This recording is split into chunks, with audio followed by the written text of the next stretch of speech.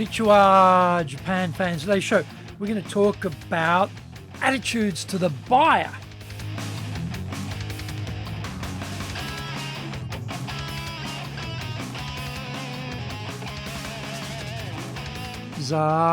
Eigo desu.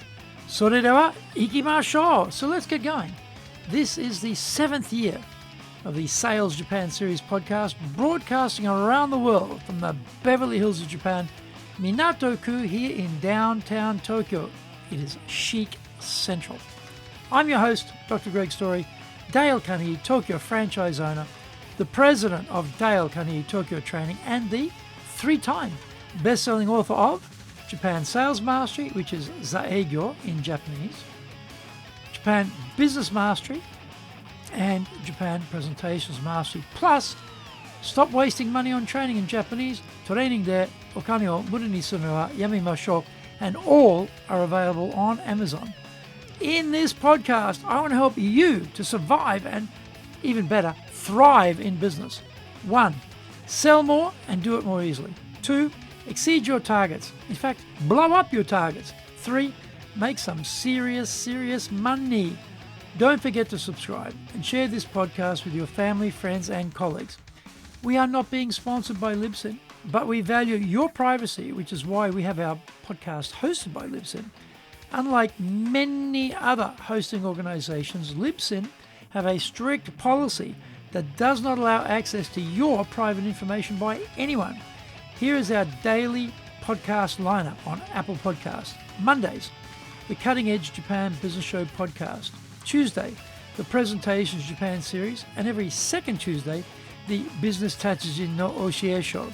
Wednesdays, the Sales Japan series. Thursdays, the Leadership Japan series, and every second Thursday, the Business Pro Podcast Show. Fridays, the Japan Business Mastery Show podcast. Saturdays, Japan's top business interviews. Now, this is episode number 342, and today we are talking about don't be in awe of the buyer when selling. Listening to a young salesperson in his first sales role talking about being nervous to present to a high-powered senior company president made me think about that.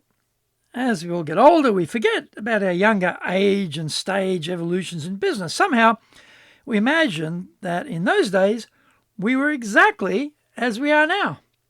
A conversation like that got me reflecting whether I was the same when I started out in sales. I probably was, but it has all coalesced into the mists of time, and I frankly can't pinpoint any of the emotions I may have been experiencing. It raises the excellent question, though, about how we in sales should regard the buyer. Japan makes it easy, very easy. The buyer is not king, but G-O-D, God. And that is that. God knows it too, and so likes to run the show when the salesperson turns up. Some enjoy pushing salespeople around as well, just to emphasise how sublime they are.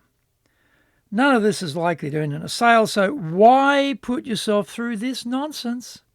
We'd all do better to find a kinder, gentler, more cooperative God as buyer. In a word, someone normal. In my view, there is absolutely no place in sales for the buyer to be running the sales call. That is our role. The seller's job is to seize hold of the responsibility for the sales call and run that meeting along tried and true lines, which will result in a win-win outcome for everyone. In Japan, the first order of business is to build rapport with some initial small talk. Japan as a culture is brilliant at this. So for Japanese salespeople, this is like breathing. They don't even think about it. If you are awkward in social context, shy, introverted, then this may present some substantial problems. The simple answer is it won't fix itself, so this barrier requires communications training and practice, and really, it doesn't require that much complexity. The point is to get them talking so that we can conclude which personality style they are, and so better temper our approach to suit how they like to operate rather than how we like doing things. A simple question such as, how long have you been with the firm? Is enough to get them talking. Or, how long has your office been in this location? are good enough starters. The point is, we want them doing the talking early rather than us blathering away. Find out more. Come back from the break. Our show today is brought to you by our public courses, but we also do custom in-house programs, as well as we do them in both Japanese and English. We do them face-to-face in our super safe classroom, and we do them live online. Our show today is being brought to you by, on the 9th of June, our Winning with Relationship Selling program. Excellent sales course, covers all the bases, all the basics you need to know, and it's got the focus on the relationship with the buyer, so that's going to be a critical element. Also on the 9th of June, we're doing the Dale Carnegie course. We'll repeat it again on the 11th of June as well.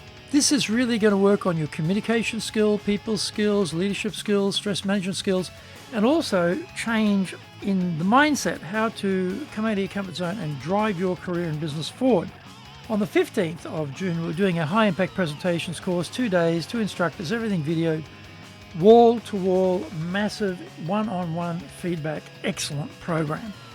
Go to our website at www.dale, D-A-L-E, -Carnegie, CARNEGIE.co.jp. Get my best-selling books, Japan Sales Mastery, which in Japanese is Zaegyo. This is the Bible for selling in Japan.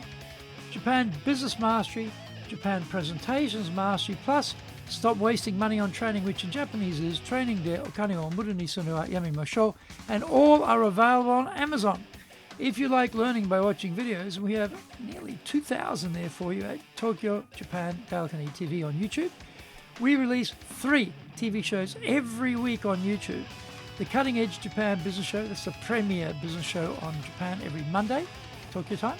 Fridays, we have the Japan Business Mastery Show, and on Saturdays, we release Japan's top business interviews, where I interview leaders from small and medium enterprises all the way up to the corporate captains of industry on one topic, leading in Japan. Every second Thursday, we release the Business Pro Television Show. You can email me at greg.story@dalecarnegie.com. Welcome back. If they are a driver type, they will be all time is money, be brief, and want to get down to business. If they are expressive types, they will talk about the big picture. Either way, they are bound to be assertive and confident. If they are analyticals, then they'll be into facts, statistics, evidence, proof, numbers, etc. If they are amiables, they will want to get to know us better as human beings, and they will check to see if they are comfortable with us. Those in the latter 2 categories are likely to be less assertive, rather quieter, and more reflective than those in the former category. Once we know which basic style they prefer, we can switch our communication style to match theirs. Our basic personality remains the same, but we start speaking in a different language. The next step is to seek God's permission to ask questions. In Western business meetings, this step isn't necessary, and we can just wade in with questions. In Japan, that is often not the case. They have trained the Japanese buyer to expect a pitch, which they can then destroy in order to eliminate any potential risk from this purchase decision. If we have our correct kokoro gamai, or true intention, sorted out, then we should have no fear about asking questions.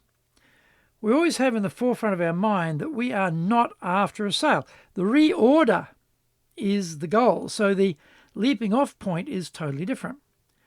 Is there a match between what they need and what we have? If there is no synergy, then we need to extract ourselves and go find a buyer who we can serve. Our kokoro gamai informs us we are here to help the buyer succeed, and in their success will be located our success. This can sound rather trite, but so many salespeople are there for themselves, and the buyer is just a glorified ATM from whom they can extract money. If we have the right intention of helping the buyer to succeed, then we should have no fear of the buyer, no matter how prestigious the firm, no matter how stratospheric their title, no matter how much dough is involved. We will quickly know from their response to our questions if we can help them or not. And if we can, then we are duty bound to do all that we can to see their business succeed. The metaphor I like is, in a business, not medical sense, we have the cure for corporate cancer. Like a medical doctor, we are duty bound to make sure as many cancer patients as possible get the cure. This is the same in sales. Our solutions are the cure for their corporate ills, and we must do our best to help them. If that is your mentality, then rank, seniority, position, power on the part of the buyer all become irrelevant. Thank you for joining the Sales Japan series. If you found the program useful, then please work on your karma and share this with your family, friends, and colleagues. Don't forget to subscribe and share this podcast. Immediately apply what you've learned today. Go out there and survive. Use it and make some serious money. Bucks, dough, moolah, coin, dosh, lolly, readies, smackers, earners, and bread and honey. Remember, I'm in your corner, committed to your success here in Nippon.